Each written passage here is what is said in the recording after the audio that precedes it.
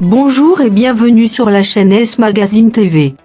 Pour ceux qui ne sont pas encore abonnés, cliquez sur le bouton et activez la clochette pour ne rien manquer de notre prochaine vidéo.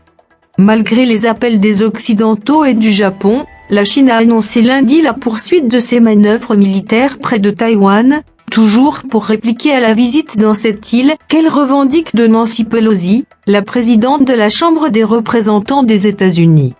Au lendemain du départ de Taipei de Madame Pelosi, le troisième plus haut personnage de l'État dans le système politique américain, l'armée chinoise avait déclenché jeudi de vastes exercices à tir réel dans 6 larges zones tout autour de Taïwan.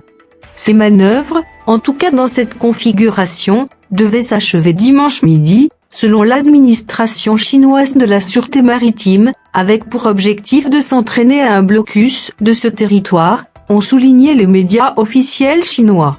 Mais elles se poursuivent depuis. L'armée populaire de libération continue de mener des exercices pratiques interarmés dans l'espace maritime et aérien autour de Taïwan, en se concentrant sur des opérations conjointes anti-sous-marines et d'assaut en mer, a annoncé lundi dans un communiqué son commandement Est. Celui-ci n'a pas précisé dans quelle zone se déroulaient ces manœuvres, ni si elles étaient à tir réel ou non. L'armée chinoise a effectué ces derniers jours les plus grands exercices militaires de son histoire dans cette zone, envoyant avions de chasse, navires de guerre, drones et tirant des missiles balistiques.